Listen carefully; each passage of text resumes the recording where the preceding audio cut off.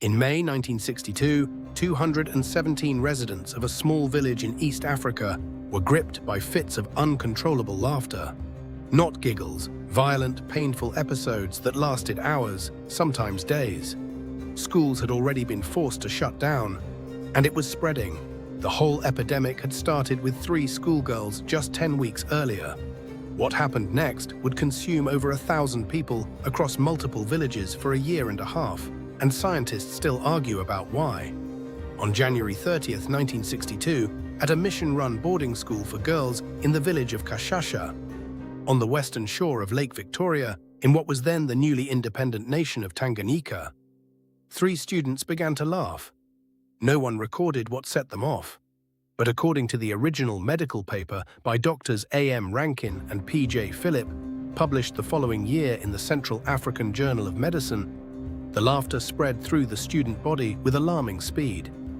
Within weeks, 95 of the school's 159 students were affected. All of them were between 12 and 18 years old. And it quickly became clear this was not ordinary laughter. The episodes came in waves, sometimes lasting minutes, sometimes hours. Between attacks, students experienced crying, agitation, restlessness, and in some cases outright violence. The school's teaching staff watched it unfold around them, but not a single adult was affected, only the students. By March 18, 1962, less than 7 weeks after the first incident, the administration made the only decision it could. They closed the school entirely and sent every student home to her family, scattered across the surrounding villages. That was the worst possible decision.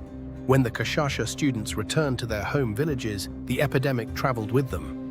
In Nshamba, where several of the girls lived, a new outbreak erupted almost immediately. 217 villagers, again mostly young people, developed the same constellation of symptoms: fits of laughter, bouts of crying, waves of agitation. Another outbreak struck in the Bukoba district. More schools fell. The Ramashenya Girls' Middle School was forced to close by mid-June. A nearby boys' school, notably, was never touched. Eventually, the Kashasha school tried to reopen. It had to close again.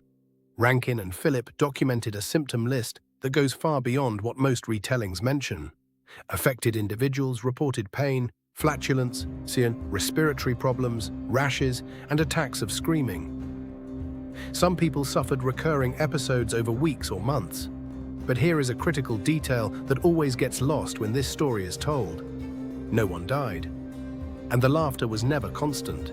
People were not walking around laughing non-stop for 18 months. They were hit by unpredictable, terrifying episodes, sometimes several times a day, sometimes with long stretches of normalcy in between. The experience was not joyful. By every account, it was frightening, exhausting, and completely beyond the sufferer's control. By the time the epidemic finally burned itself out, roughly 18 months after those 3 girls first started laughing in Kashasha, more than 1,000 people had been affected across 14 schools and multiple villages in the region. So what caused it? There was no virus, no toxin in the water supply, no contaminated grain. Every medical test came back clean. The leading explanation, both then and now, is mass psychogenic illness, what older sources call mass hysteria. This is a well-documented medical phenomenon in which real, physical symptoms spread through a group without any identifiable organic cause. The people experiencing the symptoms are not faking. Their distress is genuine. But the trigger is psychological, not biological.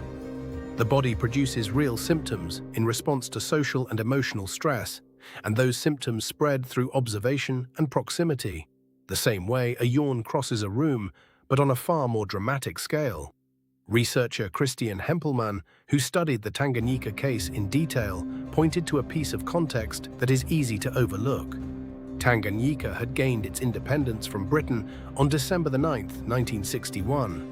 Barely 7 weeks before the first girl started laughing at Kashasha. For young people in rural communities, the world was being remade overnight. New national identity, new expectations, new social pressures, new uncertainty about the future. Hempelmann theorized that the epidemic may have been an expression of collective stress in a population with few available outlets for it. That is a theory, not a proven cause.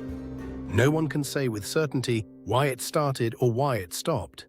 But the pattern fits what researchers have documented in cases of mass psychogenic illness around the world. It tends to strike in high-stress environments. It disproportionately affects younger people rather than adults. And it spreads through tight-knit, close-contact groups, schools, factories, small communities. Every one of those conditions was present at Kashasha. The Tanganyika laughter epidemic remains one of the strangest documented events in modern medical history. It was not funny. It was not a joke that spiraled out of hand. It was over 1,000 people in genuine distress, overtaken by something no one could see, diagnose, or stop. Something that may have come from the mind itself, spreading not through air or water, but through sheer human connection.